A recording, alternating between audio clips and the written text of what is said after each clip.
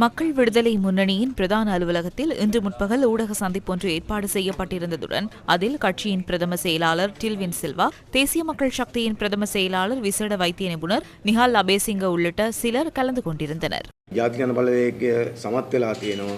நாட்டு மக்களின் பெரும்பான்மை நம்பிக்கையை வெற்றி கொள்வதற்கும் உள்ளூராட்சி மன்றங்களில் அதிக ஆசனங்களை கைப்பற்றுவதற்கும் தேசிய மக்கள் சக்தியினால் முடிந்துள்ளது. கட்சி என்ற ரீதியில் அதிக வாக்குகளை பெற்றுக் கொண்டாலும் ஏனைய அனைத்து கட்சிகளை ஒன்றிணைத்தால் தேசிய மக்கள் சக்தியின் ஆசனங்களை விட அதிக ஆசனங்களை ஏனைய கட்சிகள் பெற்றுள்ளன. எனினும் தனியாக கட்சி என்ற வகையில் தேசிய மக்கள் சக்தியே அதிக ஆசனங்களை கைப்பற்றியுள்ளது. முதலாவது, இரண்டாவது, மூன்றாவது இடங்களை கைப்பற்றிய அனைவரும் இணைந்து அதனூடாக சபையை நிறுவுவதென்றால் அது ஜனநாயகம் அல்ல.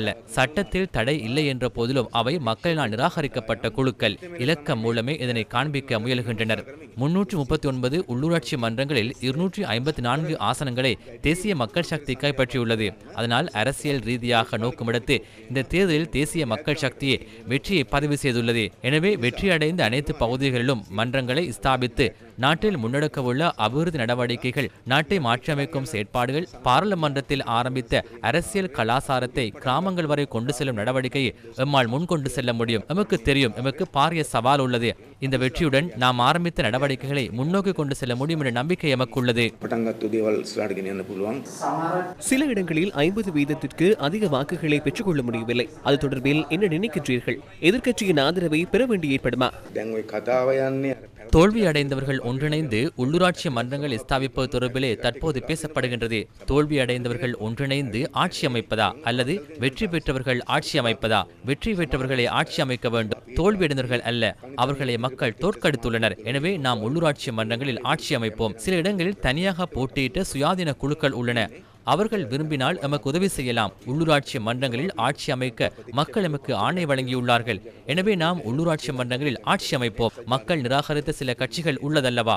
ஐக்கிய மக்கள் சக்தி, ஸ்ரீலங்கா பொதுஜன பெரமுன, ஐக்கிய தேசிய கட்சி போன்ற கட்சிகளோடு நாம் ஒருபோதும் இணைந்து ஆட்சி அமைக்கப் போவதில்லை. உள்ளூராட்சி மன்றம் ஒன்றில் அதிக ஆசனங்களை பெற்ற கட்சிக்கே ஆட்சி அமைப்பதற்கான அழைப்பு விடுக்கப்படுகின்றது. மற்றவர்கள் சபைக்குள் இருந்து நடவடிக்கைகளை எடுப்பார்கள் அல்லவா? என்ன நடக்கும் என்பதை நாம் பார்ப்போம்.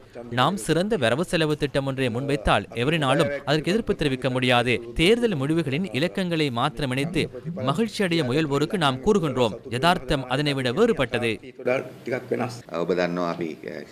வடக்கில் ஒருபோதும் பிரதேச சபைகளில் எமது உறுப்பினர்கள் இருக்கவில்லை.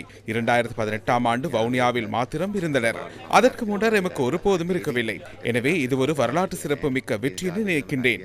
வடக்கில் தேசிய மக்கள் சக்தியின் 150 உறுப்பினர்கள் தெரிவாகியுள்ளனர். இது ஒரு பாரிய கிராமிய மட்ட அதிகாரம்.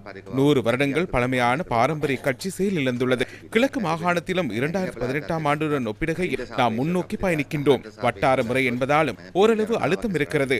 தோழர் அனுரகுமார் திசாநாயக்க தலைமையில் தேசிய மக்கள் சக்தி வடக்கு கிழக்கு மக்களுக்காக ஏற்படுத்தியுள்ள அந்த திட்டம் பலமாக உள்ளது. தற்போது கூட வடமாகாணத்தில் பிரதான நகர சபைகளுக்காக கோரிக்கை விடுத்த வண்ணம் உள்ளனர். ஆளும் கட்சி என்ற வகையில் எம்முடன் இந்த பயணத்தை முன்னெடுக்க தயார் என்று அவர்கள் கூறியுள்ளனர். எங்களுக்கு கிடைக்கப்பெற்றிருக்கின்ற மக்கள் ஆணையை பொறுத்து, அதாவது இது ஒரு நடுநிலையான வெற்றி என்றே தான் கூற வேண்டும். இந்த நடுநிலையான வெற்றி அதில் கருத்தில் கொண்டு மக்கள் ஆணையை பற்றியான ஒரு உண்மையான நம்பிக்கையுடன் நாங்கள் மக்கள் மத்தியில் ஏற்படுத்தி கொண்ட நம்பிக்கை, அந்த நம்பிக்கை கடை செய்யாதவாறு எங்களுக்கு அளித்திருக்கின்ற மக்கள் ஆணையின் பலனாக அனைத்து மக்களுக்கும் சுகமாக வாழக்கூடிய உள்ளூராட்சி மன்றங்களை நாங்கள் உருவாக்குவோம் என்றதையும் நாங்கள் இவ்வேளையில் உறுதியாக கூறுகின்றோம். உடனடியாக இந்த ஆரம்பிக்கப்படுகின்ற இந்த உள்ளூராட்சி மன்றங்களின் செயற்பாட்டுடன் எங்களுடைய மத்திய அரசாங்கத்தின் கடப்பாடு என்னவென்றால், நாங்கள் கூறியவாறே மக்களுக்கான உட்கட்டமைப்பு வசதிகளை நாங்கள் ஏற்படுத்தி கொடுப்போம், சட்டத்தின் சீரான தன்மையை உருவாக்குவோம். அது மட்டுமல்லாமல் மக்களுடன் சேர்ந்து இந்த நாட்டை கட்டியெழுப்பதற்கான பொருளாதார மாற்றத்துக்கான நடவடிக்கைகளை மேற்கொள்வோம். ஆகவே இவ்வேளையில் எங்களுக்கு வாக்களித்த, எங்களுக்கு இந்த மக்கள் ஆணையை வழங்கிவிட்ட அனைத்து மக்களுக்கு மீண்டும் மீண்டும் எங்கள் நன்றிகளை தெரிவித்துக் கொண்டு